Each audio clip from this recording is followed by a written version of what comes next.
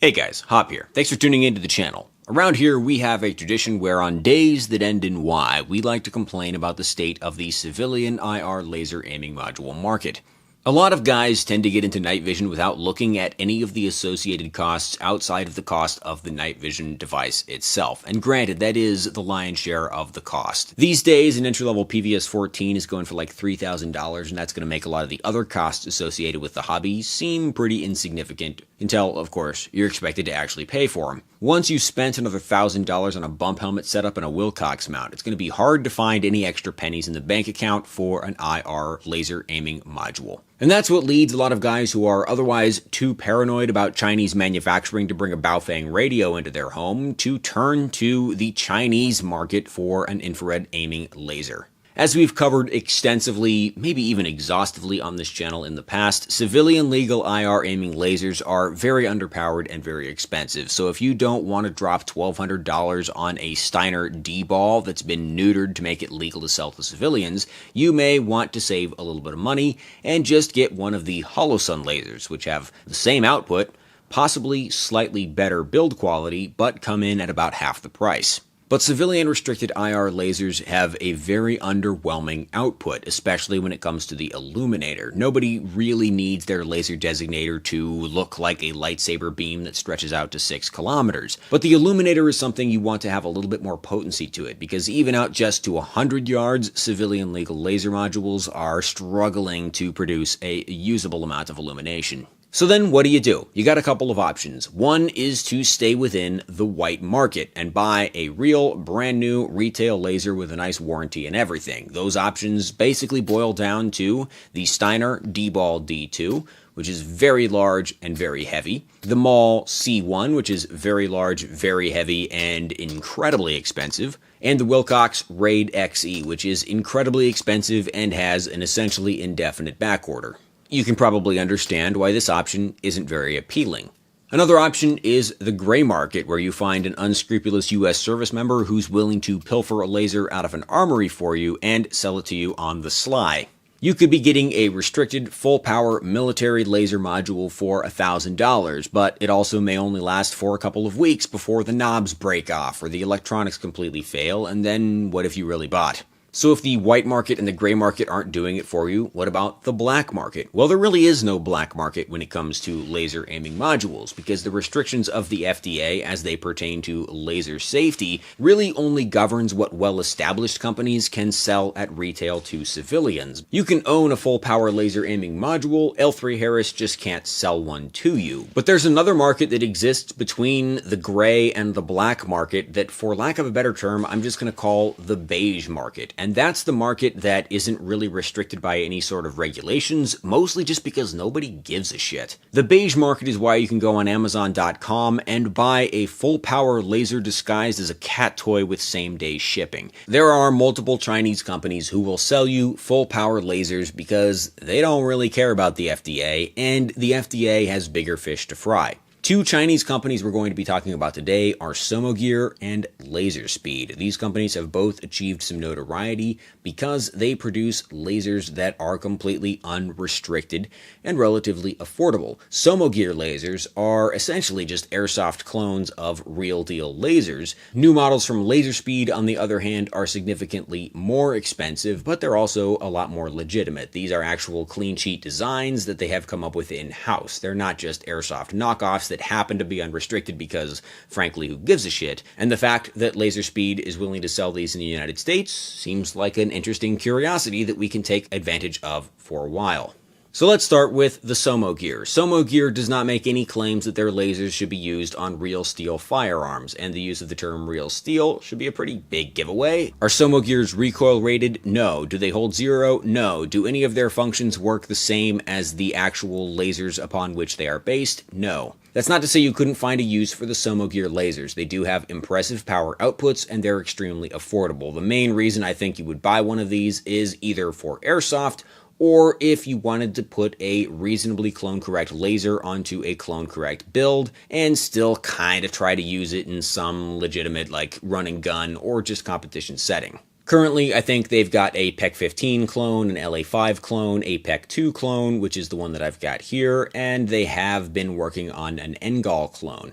The price point is such that a lot of guys have bought Somogear lasers, and their reports are pretty universally tepid. On models that have a visible and an IR laser, you really shouldn't expect them to be at all co-aligned. That's one of the reasons that the Somogear PEC 2 almost seems like the best one. First of all, it doesn't have a co-aligned visible laser, so you just got the IR pointer to worry about, and you don't have to worry about convergence between two lasers that are supposed to be on the same optical bench, but really aren't in practice. Also, the design of the real Insight PEC 2 has a metal clamp, and the laser body bolts into that metal clamp from above, instead of the clamp being integral to the body of the laser itself. That's one of the major failure points of Somogear PEC 15s, is that the clamp just cannot hold up to any serious abuse because it's essentially molded into the body of the laser itself. The Somogear PEC 2 can also be mounted to a surplus mil-spec and PAC 4 PEC 2 mount bracket that you could attach to any clone correct gun with the right barrel diameter, which is kind of cool if you're trying to create a clone build of something. Still, the overall usability of these lasers is actually quite low. The focusing lens for the illuminators on both the PEC 15 and the PEC 2 have a nasty habit of making the illuminator pattern wander around randomly in a massive ellipse as you try to focus it in and out. So if you actually want your illuminator and your laser to be pointed in anything close to resembling the same direction, you're going to have to pick an intermediate level of focus and just leave it there, because if you try to focus it on the fly, it's going to go wildly off zero. Thankfully, my example of the Somogear PEC 2 doesn't have that problem, because in transit the little nub that controls the position of the focusing lens broke off entirely, so the focusing lens no longer screws in and out, it just free floats right out the front of the laser module. I put a little chunk of bike inner tube between the focusing lens assembly and the body of the laser so that it's basically stuck in one position, and as long as it doesn't fall out the front of the laser, I guess it's fine. Alright, but what about the Laserspeed? Laserspeed has two flagship IR laser aiming modules currently on the market. One of them is the FL5, which is the one that I've got, and the other one is the M3. The products that they used to make didn't really inspire confidence in their current product. You can look at them and tell immediately that they're kind of like sub-airsoft grade. They're like toy grade lasers, really not up to par with anything else on the market, and kind of a far cry from the stuff that they're currently producing. The Laserspeed FL5 and M3 have a lot more thought put into them. The FL5 is the one that I've got, and it's the one that I'm more interested in. It is a multifunction aiming laser including a white light. So something like the Holosun LE321, or perhaps the Phantom Hill CTF1 or CTF2. This is a box that contains all of the nighttime functions you need for a rifle. You slap it on, and it's a one-and-done type of situation. Their other flagship laser aiming module is the M3, which is just a laser box and still necessitates the use of a standalone white light. For my money, the FL5 is significantly more interesting. It's already a fairly large and heavy unit, but it has a very well-placed fire button, and it has all the functions that you need on one device. It's comparable in price to a Holosun LE321 or a Phantom Hill, except unlike the Holosun, it's got a full power laser, and unlike the Phantom Hill, you can actually buy them. In a lot of ways, the M3 is a more well thought out and more mature product than the FL5, but it is larger and heavier, doesn't contain the white light, and also has some weird shortcomings of its own. So I guess what I'd mostly like to see is an upgraded version of the FL5 that incorporates some of the improvements of the M3, but retains the white light and isn't so large and heavy. Laserspeed's flagship lasers fall into a very peculiar place in the IR laser aiming module market. They are more expensive than a lot of the Holosun laser modules, and the Holosuns are very well made and have accumulated a pretty solid track record at this point. But Holosun is also such a well-established company that there's no way they could get away with selling a full-power laser to the American market, so the Holosun lasers are, by necessity, restricted to the paltry civilian legal output. The Laserspeed lasers don't have the same kind of track record as the Holosuns, and they definitely don't have the same kind of robust build quality. These are surprisingly well made, but not on the same level as the Holosun lasers. Their big advantage is that Laserspeed is still relatively unknown to the extent that they can just get away with selling a full power laser module on eBay to anybody who wants to buy one. They've also shown to be pretty agile with introducing upgrades to the laser modules based on customer feedback. The one that I have is like a Gen 1.5 or Gen 2. One of the problems that was present on the early version of the FL5 was that there were no caps or protection for the laser zeroing turrets, and they could just be turned very easily if you brushed against them or touched them with your finger. Brassfax had one of the early models, and he had that issue. The one that I've got is the upgraded model that has better protection for the turrets, so they can no longer be turned accidentally. You have to use a flathead or the little tool that comes with the laser in order to turn these things. They've also got a pretty surprisingly solid tactile click to the turrets. The other problems with the early Laserspeeds I don't think have been addressed as of yet. The lens caps or emitter caps that come with these lasers are still not great. I have the one on the white light still, but the one that comes on the laser emitter side just completely doesn't work, so you might as well just take it off and save yourself the headache. These things also have a very strange proprietary switch. The one that comes with the laser isn't very good, and outside of a little bit of experimental splicing and soldering, you're not going to be able to use any of your existing switches with one of the Laserspeed lasers. I don't envision that to be a huge deal breaker because the appeal of the FL5 to me is similar to the appeal of a Holosun LE321 or one of the Phantom Hill lasers. You put it on a shorter gun, and this is the only thing you mount to that rail. So this is your white light, your infrared laser, your visible laser, and your infrared illuminator all in one package with the button you use to control it. You don't use any tape switches or any other devices. And this, in fact, does have a very easily accessible fire button on the rear of the device.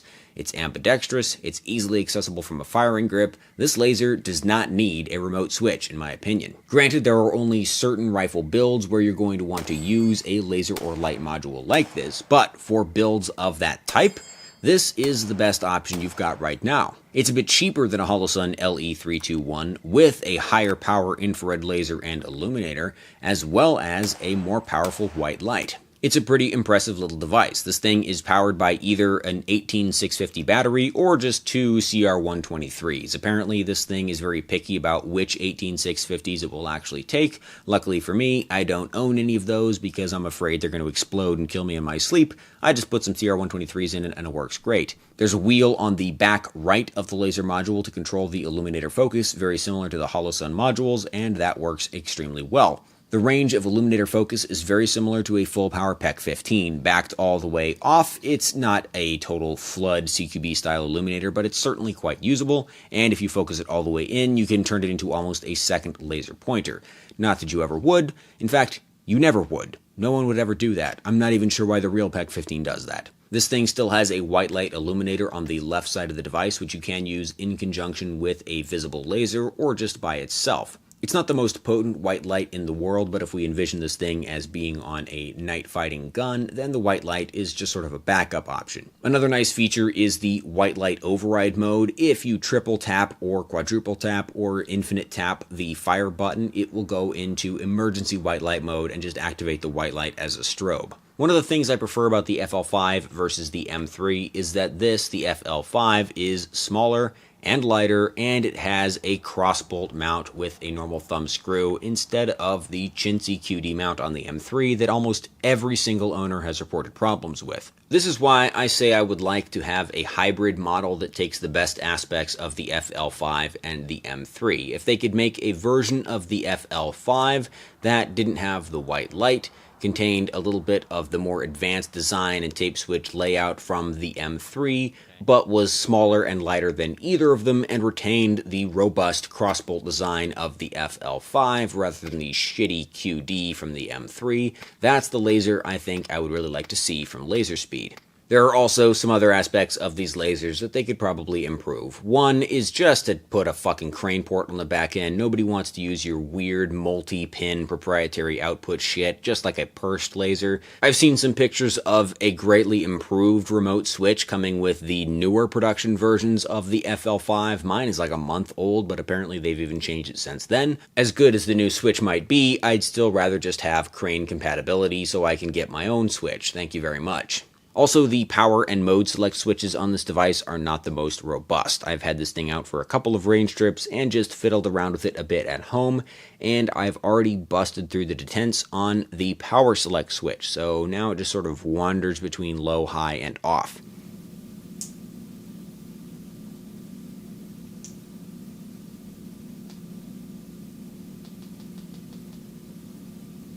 So that leaves us with two big questions, both of which are kind of philosophical. First of all, these things are kind of sketchy from a very unknown Chinese company. You've got to import them via gray to beige market means, and they cost a lot. List price on the Laserspeed lasers is closing in on $1,000.